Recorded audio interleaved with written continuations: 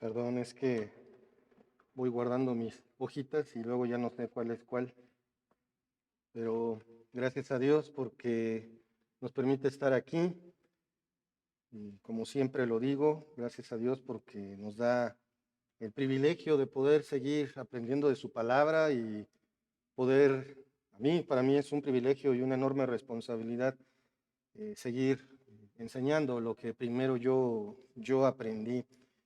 Y bueno, pues cuando iniciamos el estudio del capítulo 17, ¿se acuerdan? Tuvimos una muy breve investigación de lo que era la Babilonia histórica como centro religioso, ¿se acuerdan? Todo lo que hablamos acerca de lo que es Babilonia. Y bueno, hoy vamos a iniciar con el estudio del capítulo 18 de este libro de Apocalipsis. Y como lo he dicho constantemente, tenemos que recordar lo que Dios nos dice en su palabra acerca de lo que es aprender de la palabra del Señor y recordar que somos muy bendecidos por el hecho de poder escuchar y leer este libro, aprender de este libro. Y el tema que abarca la sección que hoy vamos a estudiar es el juicio de Dios siempre llegará. No importa que pensemos que no va a pasar o que no nos va a pasar. Tenemos que tener cuidado en nuestra vida espiritual porque el juicio de Dios siempre llegará. Y como lo vimos, por ejemplo, desde el estudio de las cartas a las 7 iglesias de Asia Menor, ¿por dónde empezó el juicio de Dios? Por su casa, por la iglesia. Entonces, hermanos, no pensemos que por ser cristianos no estamos sujetos a juicio y disciplina por parte de Dios, porque sí lo vamos a estar. Y eso es algo que tenemos que observar. Ujú. Como les decía, el título es El juicio de Dios siempre llegará. Y hay algo que se estableció cuando estudiamos el capítulo 17, junto con Mark también, y es que el capítulo 17 trata de la Babilonia religiosa. Ujú. A diferencia de esto, vamos a ver que el capítulo 18 trata de la Babilonia comercial. Ujú. Vamos por favor al capítulo 17, versículo 5, y veamos lo que dice. Y en su frente un nombre escrito, un misterio, Babilonia la grande, la madre de las rameras y de las abominaciones de la tierra. ¿Recuerdan lo que estudiamos acerca de Babilonia? Y es que precisamente esta fue la fuente, el origen de toda la idolatría en el mundo. Ahí cuando Nimrod la fundó junto con la ciudad de Nínive. Y bueno, de ahí se extendió toda la idolatría. Ahora, hay una cosa bien importante, porque por ahí surgió una pregunta muy interesante acerca de que si eh, Babilonia es Roma, la actual Vaticano. Y hay una cosa que tenemos que ver. Una de las principales reglas del estudio bíblico es que al comenzar debemos de entender la escritura como está escrito, de manera literal. No debemos de hiperespiritualizar el texto o buscar significados que no están ahí. Es por esto que cuando se menciona Babilonia, está hablando de Babilonia, no de Roma, de en un sentido espiritual y también en el sentido geográfico. Si Dios hubiese querido decir Roma, lo diría o habría francas referencias como lo encontramos de Babilonia. Cuando vemos la descripción de Babilonia, a fuerzas nos recuerda a la Babilonia histórica y por otro lado nos muestra que Dios odia a esta Babilonia porque va a ser el centro de la idolatría y de toda inmundicia a nivel mundial. Ujú. Si bien no se puede afirmar con certeza que sea la Babilonia histórica, todo poder religioso, económico y político requiere de una sede, ¿sí o no?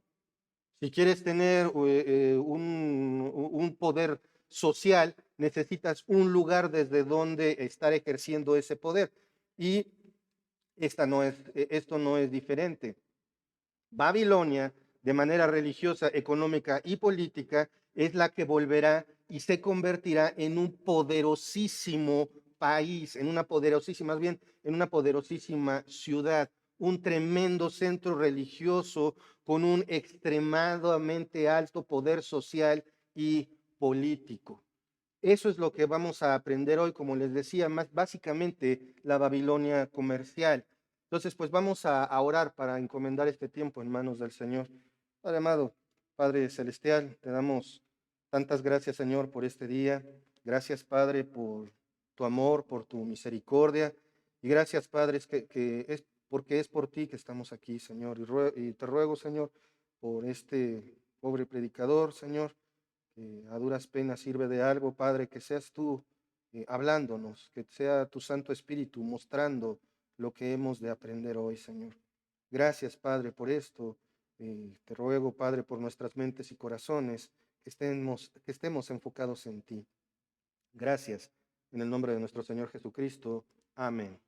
Muy bien, entonces como es un poquito largo lo que vamos a estudiar hoy, no vamos a leer el pasaje completo, vamos a estudiar del capítulo 18 de Apocalipsis, de los versículos 1 al 13.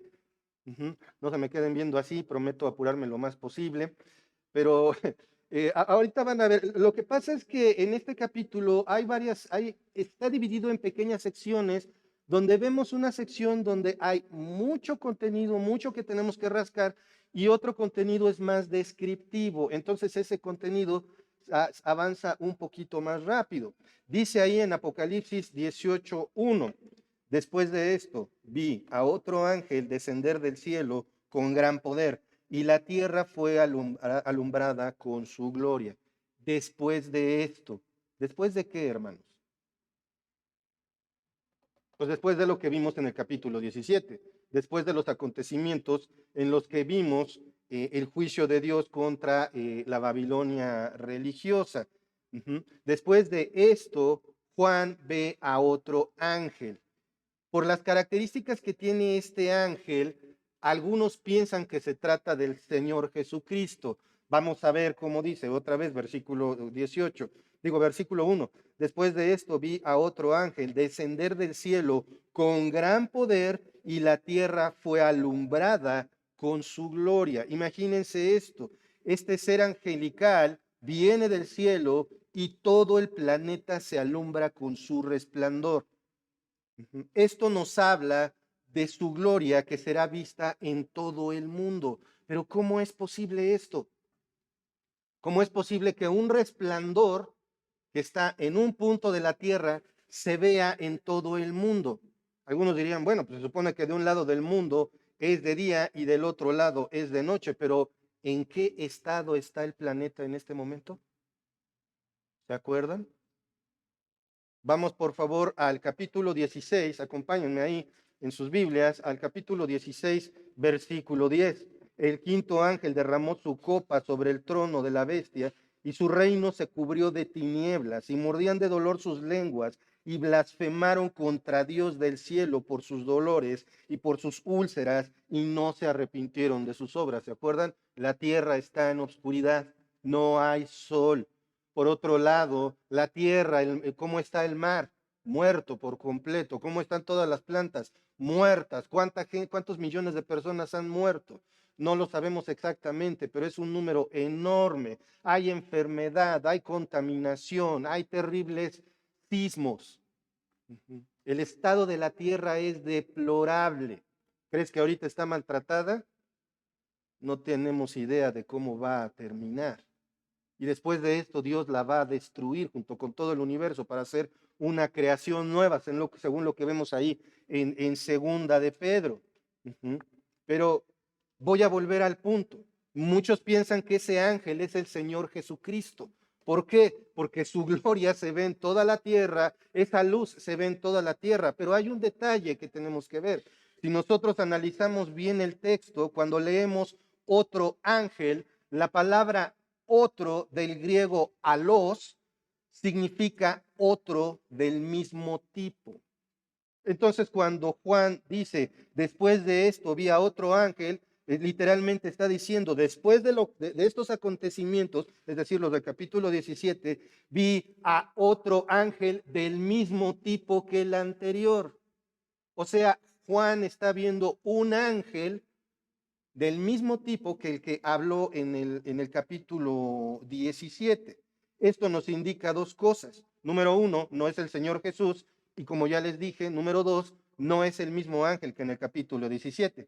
Quizás se trate del mismo ángel que aparece ahí en el capítulo 14, versículo 8. No lo busquen, se los voy a leer. Otro ángel le siguió diciendo, ha caído Babilonia, la gran ciudad, porque ha hecho beber a todas las naciones del vino del furor de su fornicación. Y cuando vemos ese ha caído, el ángel no está hablando en futuro, está hablando ciertísimamente, Babilonia va a caer. Está afirmándolo. Bueno, sí está hablando en futuro, perdón, me equivoqué, pero que está hablando y está diciendo que eso va a ocurrir. Por eso es que algunos piensan que se trata de este mismo ángel que ha predicho la caída de Babilonia. Una comparación de este pasaje, fíjense, esto es bien interesante, ¿en qué punto del tiempo estamos? En el futuro, ¿dentro de qué acontecimientos dentro de la línea temporal? Bueno, una comparación de este pasaje sugiere que este juicio ocurrirá cuando se derrame la séptima copa. Apocalipsis 16, pero ahora 17 y 19, acompáñenme, por favor.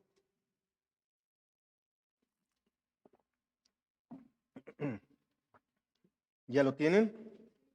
Sí, nada más que es una página, ¿verdad? Apocalipsis 16, 17 al 19 dice, el séptimo ángel derramó su copa por el aire y salió una gran voz del templo del cielo, del trono, diciendo, hecho está, otra vez una pausa aquí, ¿cómo dice? Hecho está, aún no ocurre, pero dicen está hecho, porque es ciertísimo que va a ocurrir.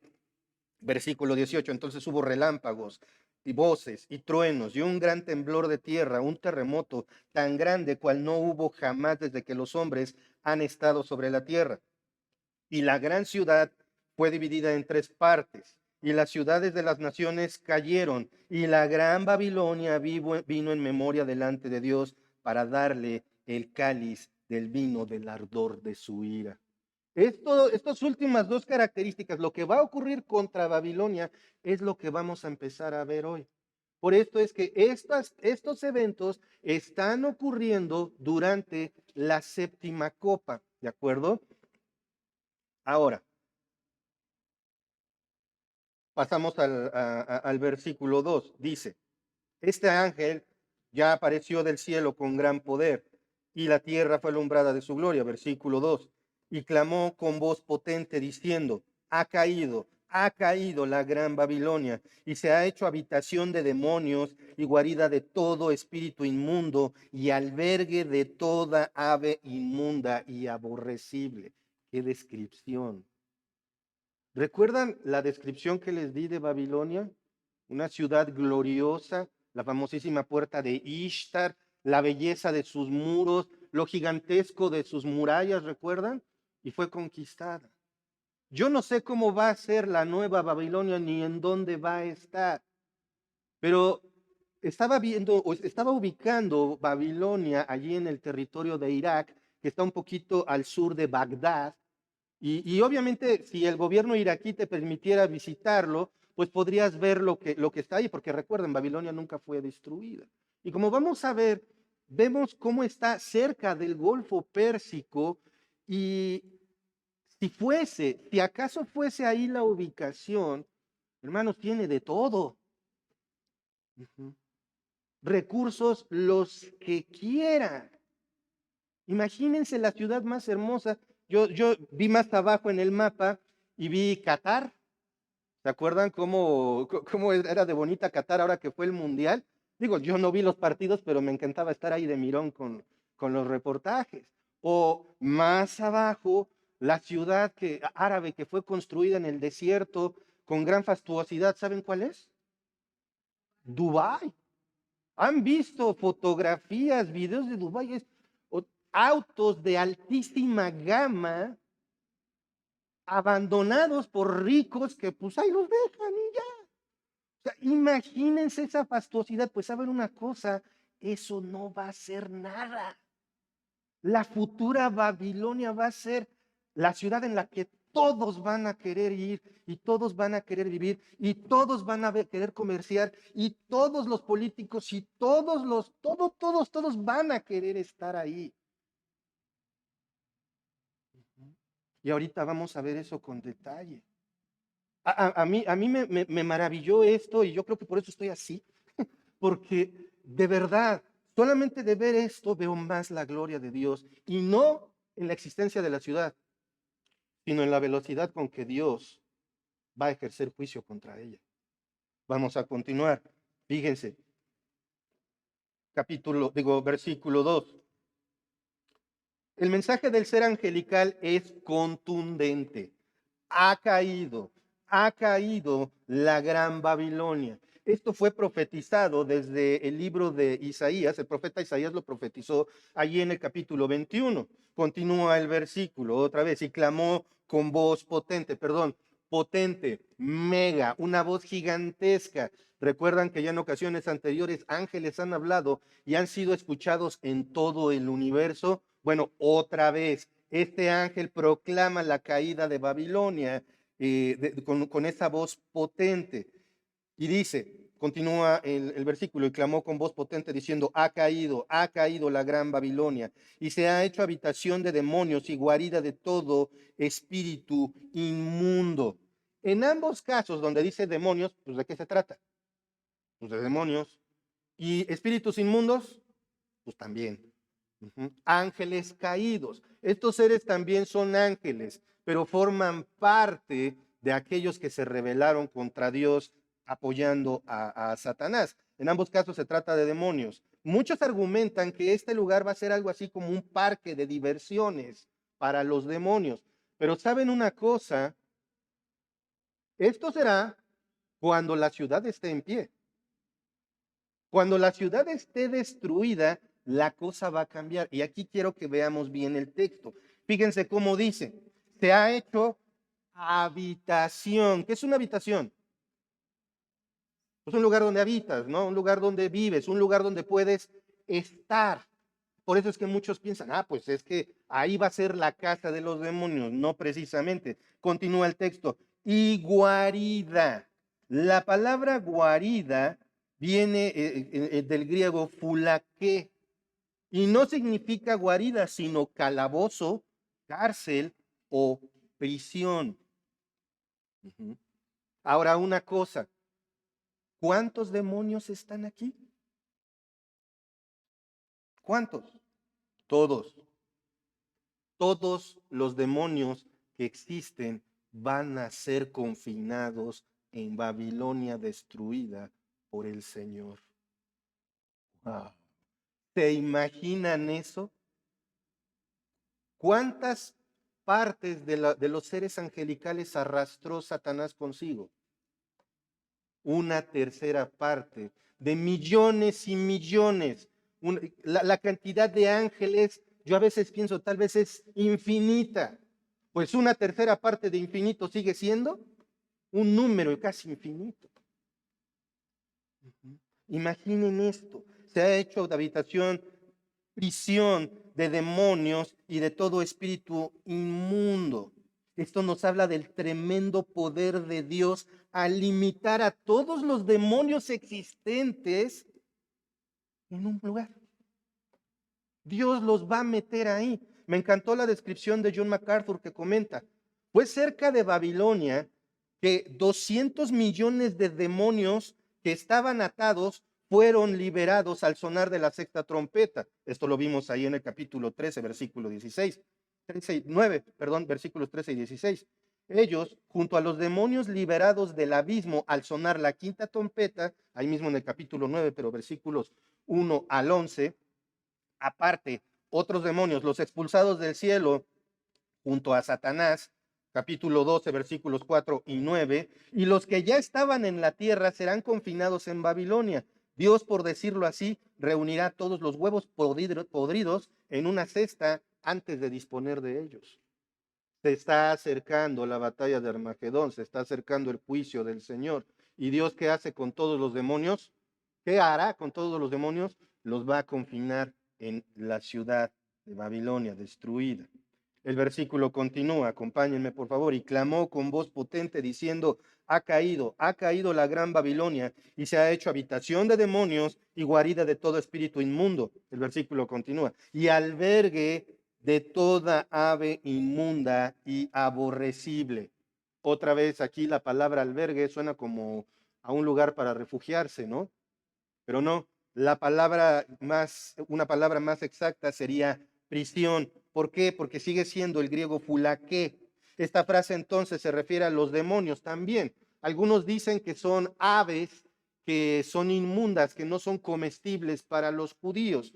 Sin embargo, lo más natural sería asumir que el versículo está hablando únicamente de demonios y los describe como inmundos y aborrecibles. Los demonios son seres angelicales caídos que son absolutamente despreciables.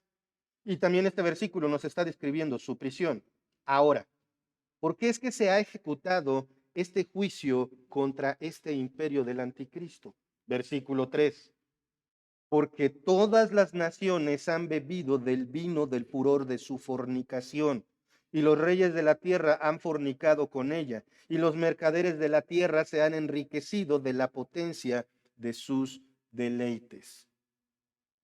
¿Por qué va a ejercer ese juicio? Porque todas las naciones han bebido del vino del furor de su fornicación. ¿Saben una cosa? Esto del furor de su fornicación es como aquel que peca ansiosamente y quiere más, y ya hizo mal y ahora quiere más. Esa ansia les ha dado hambre desesperada, que a veces comes un poco y vuelves a comer y sigues con hambre. Bueno, eso es un apetito que en ese momento no tiene control. Algo así es lo que ocurre en Babilonia, pecar y vamos a hacer más mal y más mal y más mal y más mal. De todo tipo, del que quieras. Lo llama fornicación. Esto nos habla de porneia, el griego porneia. ¿Le suena? De ahí viene la palabra pornografía, completamente inmoral.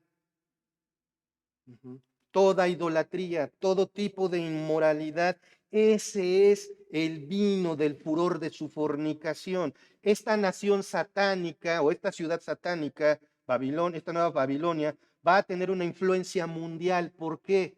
¿Quiénes están pecando y pecando junto con los habitantes de la ciudad? Lo dice ahí en el versículo 3. Los reyes de la tierra, los mercaderes de la tierra, todas las naciones. Esto es algo muy importante también para diferir con el argumento de que hoy día ya está establecido este sistema. No todas las naciones están en ningún sistema religioso ni político. Es más, si ves las noticias, sabes que un nuevo sistema económico se está armando ahí con las BRICS.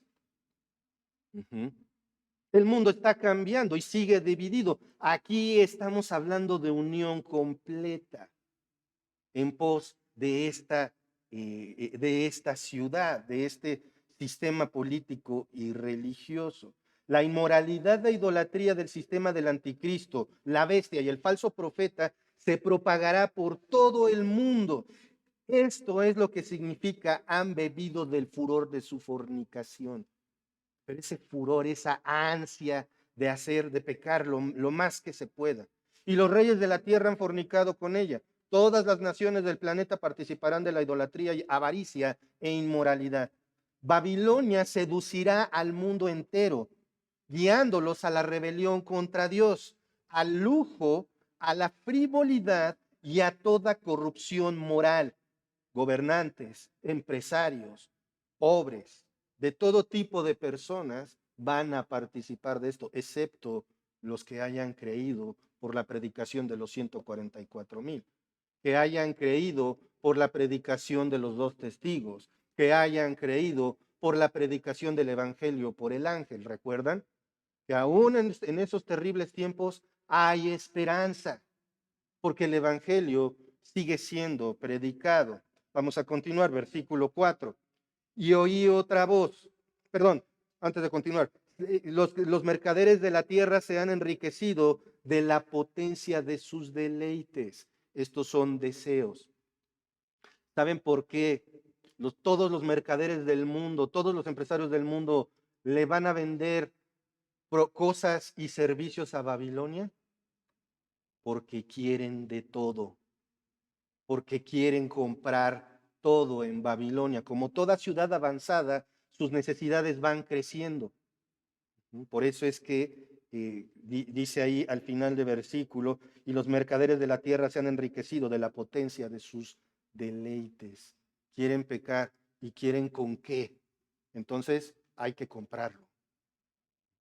Ahora recuerden, todos estos también están marcados. No todos, todas las personas pueden comerciar en este mundo en ese tiempo, ¿podrán? No. Recuerden que solamente aquellos que estén marcados con el número del nombre de la bestia. Eso exceptúa a los cristianos que van a existir en ese tiempo. Versículo 4, y otra voz del cielo que decía, salid de ella, pueblo mío, para que no seáis partícipes de sus pecados, ni recibáis parte de sus plagas. ¿Por qué es que esta ciudad, perdón, sí, perdón. ¿Cuál leí? ¿El 4? Sí, ¿verdad? Oí otra voz del cielo, nuevamente del griego halos, es decir, otro ángel del mismo tipo que el versículo 1. Su mensaje es una orden del Señor, salir de un lugar que Dios aborrece. Fíjense cómo dice, salid de ella, pueblo mío. La palabra salid no es una sugerencia, no es, Gerardo, te invito a salir. Es salte ya. Esa es la orden que está dando el Señor por medio del ángel. Su mensaje es una orden del Señor, salir de un lugar que Dios aborrece. Por ejemplo, acompáñenme a Génesis 12, versículo 1. Recordando cuando Dios,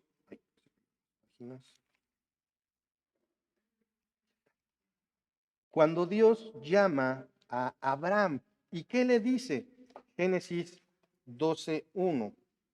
Pero Jehová había dicho a Abraham, vete de tu tierra y de tu parentela y de la casa de tu padre a la tierra que te mostraré.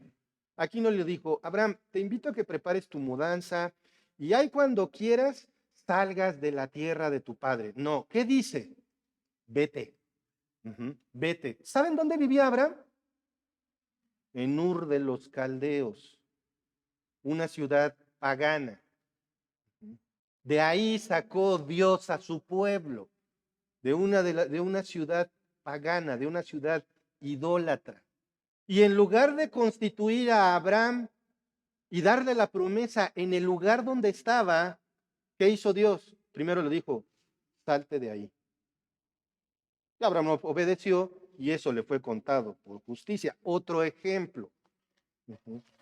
Porque, ojo, esto no se trata únicamente de un lugar físico.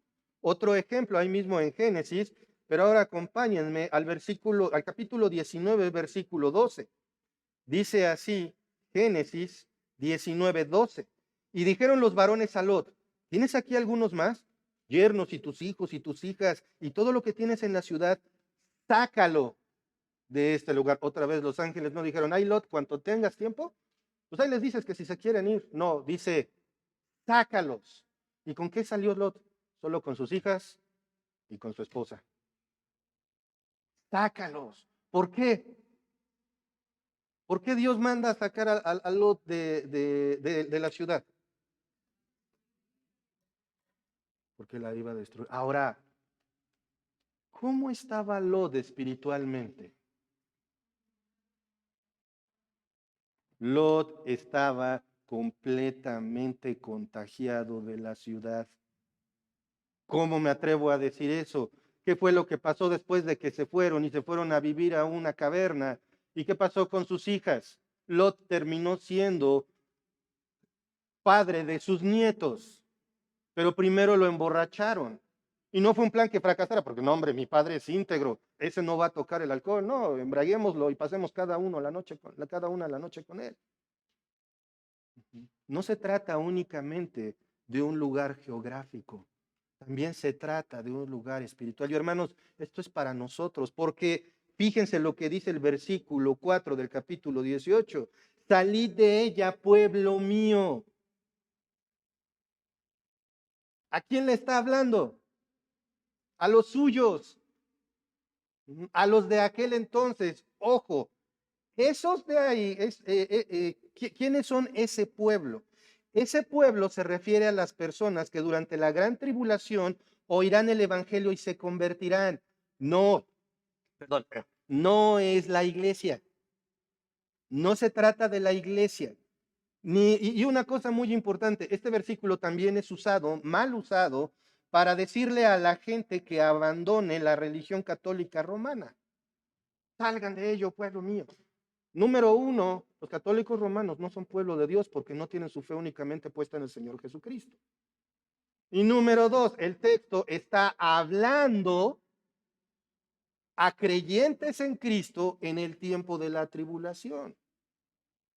Durante muchísimos años he visto cómo usan este versículo para invitar a otros a salir de sus religiones, pero eso es usar un texto de manera incorrecta. Estos convertidos, este pueblo, serán aquellos que nunca antes habían oído el evangelio predicado por los 144,000, por los dos profetas, por el ángel, allí en Apocalipsis 7 y 14 y otros pasajes. Contrariamente, los que oyeron el evangelio y continuaron en su incredulidad, seguirán así. ¿Y para qué? ¿Para qué viene esta orden? Bueno, antes de ver esto, quiero que profundicemos un poquito más, hermanos. Recuerden, esta orden de salir, Dios es exclusivista. Dios, una manera un tanto burda de verlo es, han visto que luego en los bares hay una persona grandota entrada, cruzado así de, ¿cómo le dicen? El cadenero, ¿no? Que es el que quita la cadena para que puedan entrar las personas. Y generalmente es alguien muy elitista, alguien que escoge a las personas por su apariencia. Bueno, eso es a nivel mundano, eso es a nivel pecaminoso. Dios selecciona, Dios es exclusivista.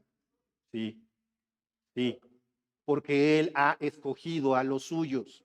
Él ha seleccionado desde antes de la fundación del mundo a quienes han de ser sus hijos. Todavía el mundo no existía y Él ya te tenía en la mente. Por esto es que, aparte, Dios no deja que estemos coqueteando con otra cosa. Por eso dice, sal, apártate del pecado, apártate de los lugares pecaminosos y apártate de tus actividades pecaminosas. ¿Dónde podemos ver esto? Vamos, por favor, acompáñenme a segunda a los Corintios, capítulo 6, versículo 14. Todos conocemos este pasaje.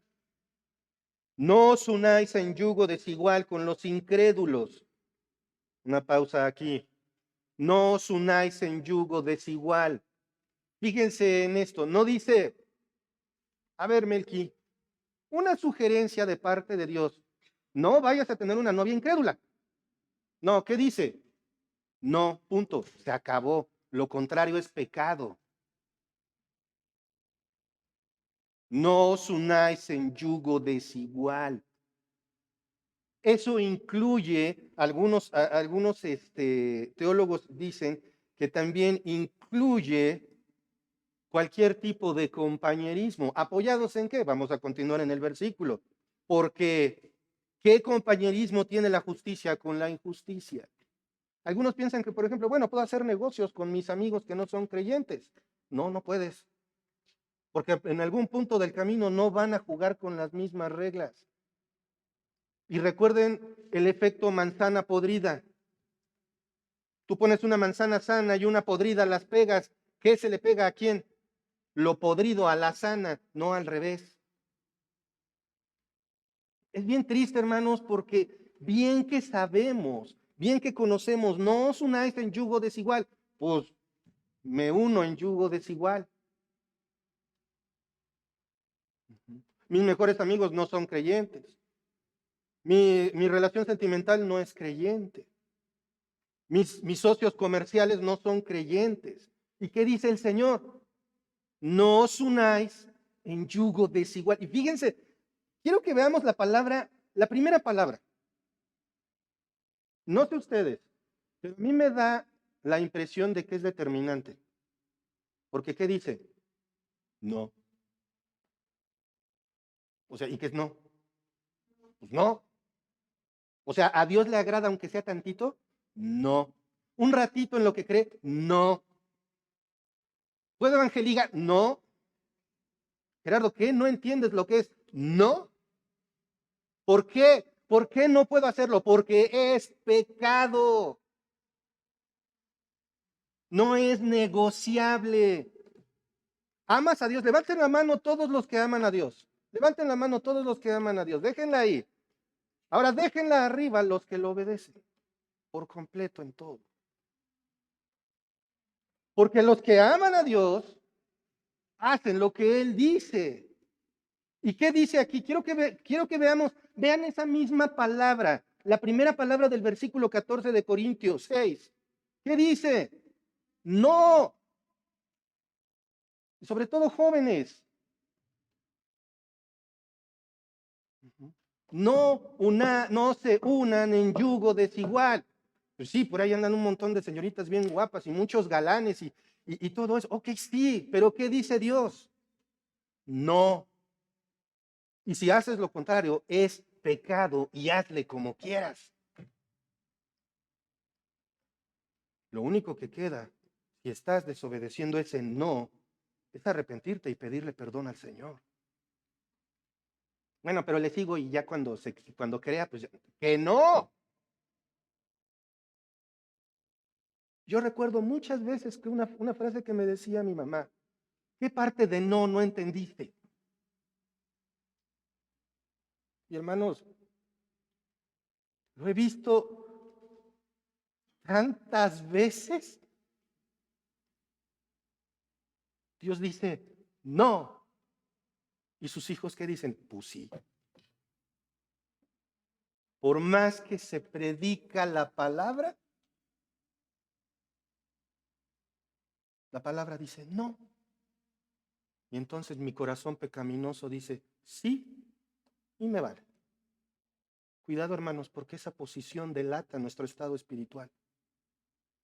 Y el que persiste en el pecado no se engaña a sí mismo, no es creyente. Tengan mucho cuidado con eso. Y si estás ahí, arrepiéntete, pide perdón y aléjate del pecado, porque otra vez, capítulo 18, versículo 4, salid de ella, pueblo mío.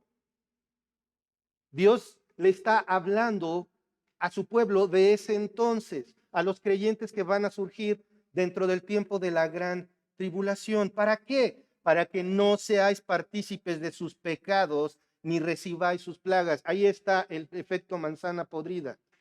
Lot verdaderamente pertenecía al pueblo del Señor. Uh-huh. ¿Y cómo quiso solucionar el ataque de los homosexuales a su casa que querían violar a los ángeles? Entregando a sus hijas vírgenes. A ver, ¿cómo? O sea, para solucionar un pecado, cometo un pecado. Y ojo, hermanos, esta es una tentación muy fácil. Solucionar un problema de pecado con otro pecado. ¿Cuál es el que yo he visto más frecuentemente? El divorcio. Nos separamos porque ya no nos aguantamos. Dos creyentes, estoy hablando exclusivamente de dos creyentes, y queremos solucionar el problema con otro pecado. Ojo, ojo, no estoy diciendo mujer, te amuelas aunque te pague, te pegue, te somate, te tenga muerta de hambre, te aguantas. No, llega el momento en que cuando la parte creyente hace todo lo que tiene que hacer, ya no hay de otra opción porque es irreconciliable. Pero bueno, eso es harina de otro costal. Pero por eso le dice sal, por eso Dios nos dice, apártense, apartémonos, hermanos. Con el pecado no se coquetea, no se juega. Cuando Dios dice no y tú fallas, se llama pecar. Y eso te separa de Dios, como les decíamos a los niños. ¿Tú sabes lo que es el pecado? Y los niños, no. Pecado es todo lo que pensamos, vemos, decimos y hacemos que no le agrada a Dios, así sacudiendo la cabeza. Bien que sabemos lo que estamos haciendo, hermanos. Reflexionemos en esto y vamos a continuar porque el tiempo apremia. para que no recibas, para que no participes de sus pecados, ni recibas parte de sus plagas. Como Lot, ¿recuerdan cómo van los ángeles y le dicen, salte, vámonos, agarra a todos? ¿No quisieron? Ahí nos vemos, porque la ciudad va a ser destruida. Lo mismo con Babilonia. Salgan para que no se embarren y para que no sufran el castigo contra la ciudad. No tengan nada en común de sus pecados y no reciban el juicio que Dios va a ejercer sobre este imperio del anticristo. Ahora, ¿por qué es que esta ciudad será reducida a nada? Como veremos más adelante. Versículo 5. Porque sus pecados han llegado hasta el cielo y Dios se ha acordado de sus maldades. Porque sus pecados han llegado hasta el cielo. Esto es una probable alusión a la Torre de Babel, ¿recuerdan? Todos tenían un mismo idioma. ¿Y qué dijeron? Construyamos una torre que llegue hasta ¿dónde? Hasta el cielo. Y entonces Dios creó los idiomas. Y luego el versículo dice, Dios se ha acordado de sus maldades. No quiere decir que a Dios se le olvidó. Significa que Dios no trae, nos muestra una enorme diferencia. Dios va a ver el pecado de Babilonia y lo va a tener aquí y aquí, presente, presente, presente, encendiendo más y más y más su ira santa. ¿De acuerdo? Ahora, ¿qué hace contigo y conmigo? Todo lo contrario. Si tú tienes tu fe puesta en el Señor Jesucristo, Dios no trae de nuevo delante de nosotros nuestros pecados. Pecado confesado, pecado perdonado, pecado que se hace a un lado. Pero los que lo rechazan, como esta ciudad, sus habitantes, Dios sí se va a acordar de sus iniquidades. Y aquí, hermanos, quiero que por favor me acompañen ahí al capítulo 3 del Evangelio según San Juan, donde el versículo 16 es bien conocido.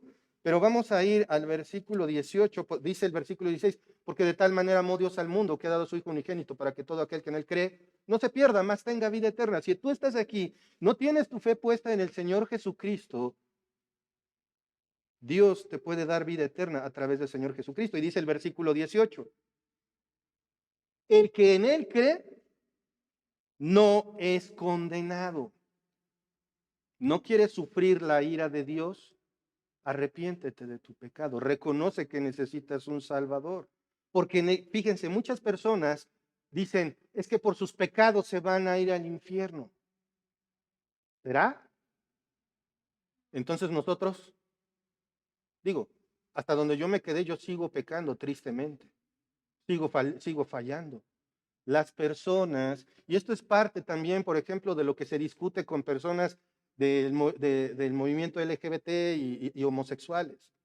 Es que tú me estás diciendo que me voy a condenar por ser así. No, estás condenado por no creer en Jesucristo. Vean el versículo 18 otra vez. El que en él cree no es condenado, pero el que no cree ya ha sido condenado. No se va a condenar, ya ha sido condenado. Y ojo, no nada más personas con otra preferencia o con alguna disforia sexual. No, mentirosos, ladrones, asesinos, pendencieros, todo tipo de pecadores, si no se arrepienten, ya están condenados por no creer. Fíjense, porque no ha creído en el nombre del unigénito Hijo de Dios. Hermanos, eso pone a toda la humanidad en un problema tremendo. ¿Por qué? Porque únicamente hay una salida. Lo dice ahí, vamos en sus Biblias, por favor, acompáñenme a Romanos 6:23, un pasaje que seguramente todos ustedes conocen sin problema, porque la paga del pecado es muerte. ¿No crees en el Señor Jesucristo? Morirás. Ah, todos nos vamos a morir espiritualmente. O sea, vas a ir al infierno. Mas la dádiva de Dios es vida eterna en Cristo Jesús, Señor nuestro. Ahí está la bondad del Señor. El que se arrepienta es perdonado. Ahora, vamos a cambiar un poquito de tema, porque ahora vamos a ver, dentro de esto mismo, vamos a ver la justa venganza de Dios contra Babilonia. La justa venganza de Dios contra Babilonia. Versículo 6. Dadle a ella como ella os ha dado, y pagadle doble según sus obras. En el cáliz en que ella preparó bebida, preparadle a ella el doble. Wow, el doble. Ahora el ángel aparentemente deja de hablar con Juan y se dirige a Dios. Esto lo sabemos porque ¿a quién le pertenece la venganza? Al Señor. Eso es tema que a Juan no le incumbe. Entonces, vemos que dice, pagadle el doble. La referencia constante a este versículo es doble. Pagadle el doble según sus obras y prepararle a ella el doble. El asunto del doble tiene sentido de plenitud. O sea, al entregar el doble, estás cubriendo no solo lo dañado, sino el impacto colateral de ese daño. Esto lo podemos ver en Éxodo 22:9, vamos con sus Biblias, porque esa regla era la que exigía dentro de la ley mosaica que se pagaran los delitos al doble. Vamos entonces a Éxodo 22, versículo 9. Dice así: en toda clase de fraude, sobre buey, sobre asno, sobre oveja, sobre vestido, sobre toda cosa perdida, cuando alguno dijere, esto es mío, la causa de ambos vendrá delante de los jueces, y el que los jueces, y el que los jueces condenaren, pagará el doble a su prójimo. Esta es una referencia a por qué dice aquí que le den el doble. Denle el doble de lo que ella ha hecho. Con esto entendemos que aunque parezca que el mal permanece sin castigo, el castigo llegará en su momento por orden de Dios. Vamos a continuar en los versículos 7 y 8. Dice así: cuando ella se ha glorificado y ha vivido en deleites, tanto dadle tormento y llanto, porque dice en su corazón, yo estoy sentada como reina y no soy viuda ni veré llanto, por lo cual en un solo día vendrán sus plagas, muerte, llanto y hambre, y será quemada con fuego, porque poderoso es Dios el Señor que la juzga.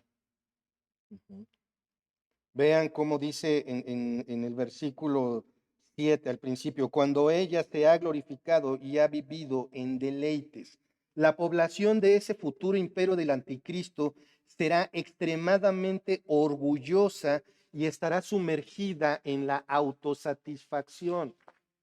Y Dios detesta eso. ¿Saben una cosa, hermanos? Esto también nos tiene que poner a pensar en qué tanto deseamos satisfacer lo que queremos, que quiero el nuevo celular, que quiero esta pareja, que quiero hacer esto, que quiero tener lo otro. Vivimos en una cultura hoy día también de autosatisfacción. Vivimos en una cultura de microondas. Todo es cada vez más rápido. ¿Por qué? Porque hay que satisfacer mis necesidades. Y cuando todo se enfoca en el yo, ya es pecaminoso. Por lo tanto, por esto, Dios le dará un castigo a esta ciudad, tormento y llanto. Literalmente, tortura que les causará gran aflicción, pero no les va a causar arrepentimiento. ¿Recuerdan? Están llenos de llagas, está cayendo el gigantesco granizo y aún así blasfeman contra el Señor. Por esta arrogancia, la destrucción de Babilonia no será progresiva, sino instantánea. De aquí viene también una idea popular dentro del cristianismo, la idea equivocada de la guerra mundial de un solo día, que va a acabar con Babilonia. No, no serán armas nucleares, va a ser Dios y su poder. Si bien el texto dice en un solo día, vamos a ver otra vez ahí en el versículo 8, por lo cual en un solo día vendrán sus plagas, muerte, llanto y hambre, y será quemada con fuego, porque poderoso es Dios el Señor que la juzga. Vamos a ver, a pesar de que dice en un solo día, veremos más adelante que tomará mucho menos tiempo.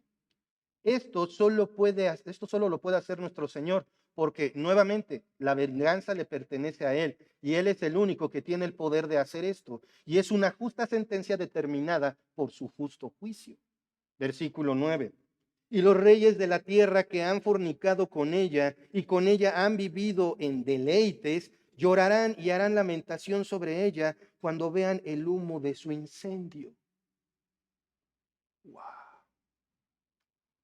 Parándose lejos. Observen cómo dice ahí en el versículo, perdón, en el versículo 10, en el versículo 9, perdón, todos los gobernantes de los tiempos postreros han participado de la inmundicia del sistema del anticristo y han hecho ganancia, porque recordemos que solo los marcados con el número de la bestia pueden comerciar. Estos se van a lamentar, van a ver el humo de la ciudad, van a acercarse y van a ver el tremendo incendio. Pero, ¿creen que se lamentarán por la ciudad? ¿Por todos los habitantes muertos de la ciudad? No, se van a lamentar porque ya no podrán sacar ganancias. Esta lamentación se dará cuando vean el humo de su incendio. Y saben, tal va a ser el impacto de esa destrucción que es muy probable, bueno, más bien lo vemos en las escrituras, ese humo estará ascendiendo al cielo constantemente, aún durante el reino milenial. ¿Cómo sabemos esto? Acompáñenme rápidamente, Apocalipsis 19:3. Dice, cuando están las alabanzas al Señor, precisamente por esto, versículo 3, otra vez dijeron, aleluya, y el humo de ella sube por los siglos de los siglos. Va a estar permanentemente humeando como un testimonio claro de lo que Dios hace con el pecado. Versículo 10, ahora sí, porque me adelanté hace un momento. Parándose, estos reyes estarán parándose lejos por el temor de su tormento, diciendo, ay, ay, de la gran ciudad de Babilonia, la ciudad fuerte, porque en una hora vino tu juicio. Parándose lejos por el temor de su tormento. ¿Cómo dice el dicho? Que los toros se ven mejor desde las gradas. Estos se lamentan por sus pérdidas, pero quizás dice de lejos por temor a que sean alcanzados también por el castigo. Imagínense el tamaño del incendio para que se vea de lejos y aparte, ¿sabes qué? Mejor no nos acercamos. Ahora, en una hora vino tu juicio. ¿En cuánto tiempo va a ser destruida esta ciudad? Una hora. Independientemente de si es la Babilonia histórica o si es una nueva Babilonia construida, los edificios tardan mucho tiempo en ser construidos. A lo mejor esa ciudad físicamente ya existe, una ciudad extraordinariamente rica. Mencionamos, por ejemplo, dos. ¿En cuánto tiempo la puedes destruir? Tal vez con ciertas armas también en un momento, pero Dios la va a destruir, dice, en una hora. Puede tratarse del tiempo o puede tratarse de un instante. Me inclino a pensar de que va a ser instantáneo, simplemente ¡pah!, desapareció y va a quedar el humo por los siglos de los siglos. Esta es una demostración de lo fulminante del castigo divino contra Babilonia. Así odia el pecado Dios. Y cuando dice Dios, nosotros, ¿qué decimos a veces? Así odia Dios también ese pecado. Versículos 11 al 13 dice, y los mercaderes de la tierra lloran y hacen lamentación por ella, porque ninguno compra más sus mercaderías. ¿Cuál es la lamentación? ¿Es la ciudad? No, pues ya no podemos hacer negocio, por eso están llorando. Imagínense las cantidades de dinero que van a circular por esa ciudad. Continúa. Mercadería de oro, de plata, de piedras preciosas, de perlas, de lino fino, de púrpura, de seda, de escarlata, de toda madera olorosa, de todo objeto de marfil, de todo objeto de madera preciosa, de cobre, de hierro y de mármol, y canela, especias aromáticas, incienso, mirra, olíbano, vino, aceite, flor de harina, trigo, bestias, ovejas, caballos y carros, y esclavos, almas de hombres. Ah, caray. Ese último producto como que no se consume hoy día, ¿o sí? Sí, sí, hay mucho esclavismo,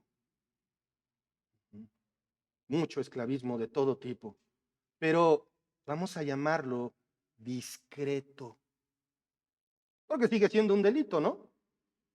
Lo siguen persiguiendo las autoridades, hasta donde sabemos, ¿no? Pero vamos a profundizar un poquito en esto.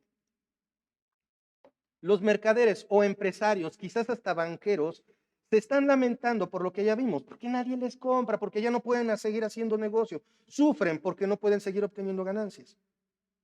Muchos de los artículos de la lista son los que aparecen en la destrucción de Tiro, descrita allí, yo les recomiendo que lo lean, en Ezequiel 26 y 27. Lo último que aparece en esta lista es y esclavos, almas de hombres. Aquí nuevamente falta la conjunción, es decir, que una mejor traducción es y esclavos y almas de hombres. Como les decía hace un momentito, aunque en nuestros tiempos sigue existiendo la esclavitud, está relativamente oculta. En los tiempos postreros, al igual que en los antiguos, la esclavitud será un comercio abierto y aceptable a nivel mundial otra vez. Wow. Y cualquiera diría, no, no es posible que caigamos en tal falta de razonamiento. Pues hoy día, si yo digo que soy una niña de 5 años, ustedes tienen que aceptarme como tal. ¿Eso acaso suena muy razonable?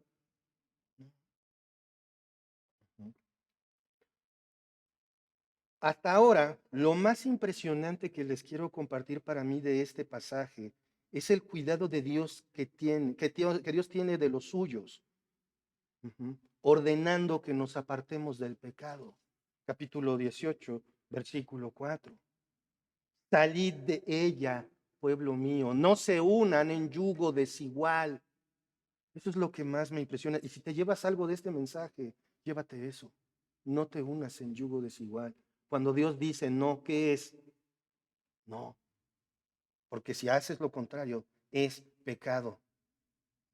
Por otro lado, si tu fe está puesta en otra religión, aún es tiempo para que sigas únicamente a Cristo. No hay otro nombre dado a los hombres en que pueda ser salvo. Solo la obra redentora de Jesús en la cruz puede salvarte. No en vírgenes, santos, mantras, buenas acciones, sacramento o cualquier otro recurso humano. Solo Cristo salva. Para que puedas ser pueblo de Dios, arrepiéntete y ven a Cristo en fe. Ahora, ¿quieren continuar aprendiendo sobre la reacción y las consecuencias de este juicio contra el imperio del anticristo? Pues vengan la próxima semana al servicio. Vamos a orar. Padre amado, grandes y maravillosas son tus obras, Señor Dios Todopoderoso. Y justos y verdaderos son tus caminos, justos y verdaderos son tus juicios, y justos y verdaderos son tus castigos, Señor. Porque eres el Señor Dios Todopoderoso. Padre, pone en nosotros esa reverencia para verte como eso, como el Señor Dios Todopoderoso, Creador del cielo y de la tierra, de todo lo que vemos y todo lo que no vemos. Tú lo has creado para tu gloria y eso nos incluye a nosotros, Señor. Al ver esta descripción de la destrucción de Babilonia, Señor, ha sido tanta tu paciencia. Hasta ahora sigue vigente tu paciencia, pero en un futuro tu juicio vendrá. Y gracias también por esto. Gracias porque como tus hijos no veremos todo esto, Señor, y te rogamos por todos aquellos seres que amamos, que aún no ponen su fe en Jesucristo, Señor. Y tú le concedas esta gracia si es tu voluntad, Padre. Y te ruego por nuestros corazones, Señor, que te veamos como el Señor Dios Todopoderoso que eres y entendamos y hagamos lo que te agrada, porque cuando dices no, es no. Y lo contrario es pecado y es una afrenta contra ti. Y aún siendo salvados por medio de la muerte, resurrección, del Señor Jesucristo, nos atrevemos a contradecirte, Señor, perdónanos. Gracias por tu gracia, Señor. Gracias por tu palabra. Gracias. Gracias, Señor. Amén. Que Dios los bendiga, hermanos.